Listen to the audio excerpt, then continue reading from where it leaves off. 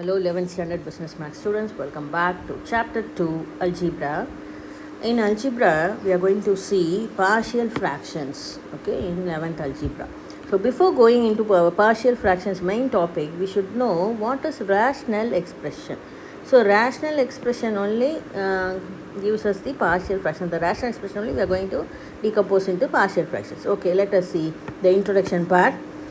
This was found by the Arabic mathematician. Okay, algebra was built by the Arabic mathematician Al-Khwarizmi, father of algebra. He is called as the father of the algebra. Now, what is this rational expression?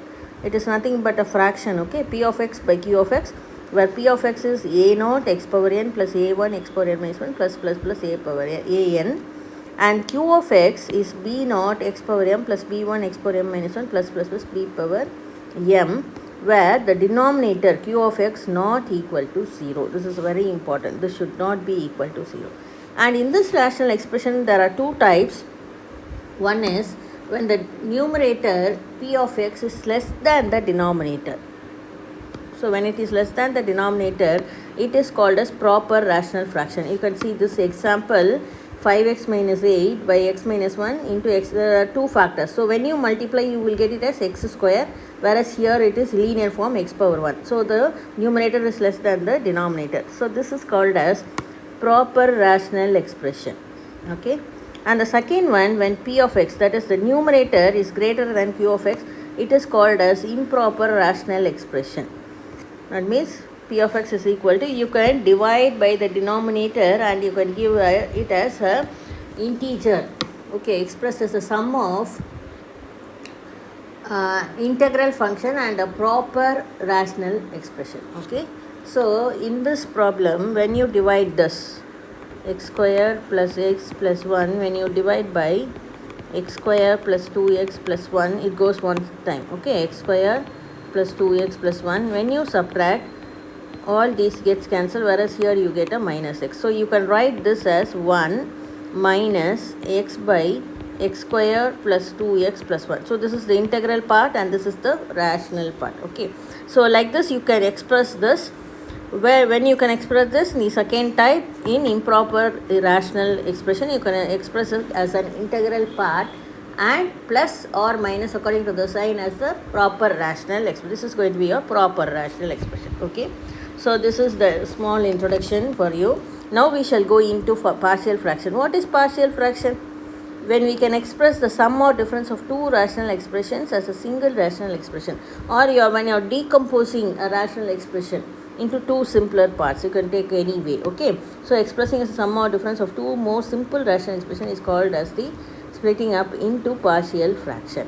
Okay, this is the so you can see in this example we have got two simple expression, 3 by x minus 1 plus 2 by x minus 2. So we are combining those two, taking LCM and then simplifying, you get this, or the other way, or you can say it as 5x minus 8 by x minus 1 into x minus 2 can be written into two simpler partial fractions as 3 by x minus 1 plus 2 by x minus 2. So this is partial fraction. And in partial fraction, you have got three types. Okay, three types of partial fractions. You are going to see three ways of decomposing the given expression or the given rational expression into partial fractions. What are they? First one, denominator contains non-repeated linear factors. What is this linear factor?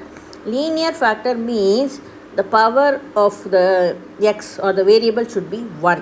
Whenever the power is 1, it is called as linear factor. Okay, so here I have given you denominator has linear factors. So the original function, how will be the the numerator, you need not worry.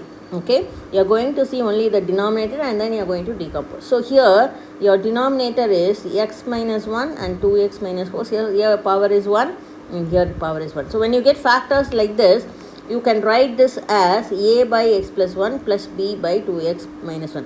And what about this a? How are you getting this a? You are writing a power less than the power of the variable here. Here it is power 1, so here x power 0. X power 0 is nothing but 1.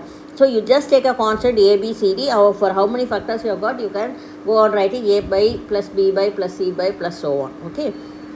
So this linear factor has got only the constant a, b, c, d. Okay. So you are writing each factor with the constant a plus b plus c plus so on. Okay. Second type, denominator contains linear factors repeated n times. So here also the same linear factor, that means the power should be 1. Okay, you need not worry about the numerator. Numerator can be anything. It can be a quadratic, it can be linear, it can be a constant, whatever it may be. We are going to see only the denominator, and then we are going to split into partial fraction. Always remember, you need not worry about the numerator. So here the denominator is repeated linear. So 4x plus 1 power 2 or square. So when you get like this repeated factors, you are splitting it into power 1, power 2. If it is power 3, power 1, power 2, power 3, so on. So as the power increases, this also increases. Again, this is a linear factor. So here you get only the constant because it is x power 0. Okay, less than this. So a by 4x plus 1 plus b by 4x plus 1 the whole square. If it is cube, you will write here plus c by 4x plus 1 power 3, and it goes on as the power increases. Okay, so this is for repeated n times linear factor. Okay, now coming to the third one, denominator contains quadratic factor which cannot be factorized into linear factors. You have to remember this line, it cannot be factorized. Now see, look into this. 3x by x square plus 3. Now x square plus 3, we cannot write it as x plus 3, x minus 3, because here it is plus. Or even we cannot divide it into factors also. So when you get factors like this, you have to write, here it is x power 2. So 1 power less than 2 is x. So your form will be ax plus b by. So for that particular quadratic function, you will write it as ax plus b by that x square plus 3. Okay, why? Because here it is power 2, so we have to take 1 power less than that. So you are taking ax, then plus the constant x power 0. So x power 1, x power 0, both should come. So it is ax plus b. And for the second factor, it is as usual, it is a linear factor, so you are getting an alphabet c by x plus 5. Okay, so this is the way, these are the 3 types. I hope you will understand this. We will see this more detail in the examples in the next session. Okay, thank you.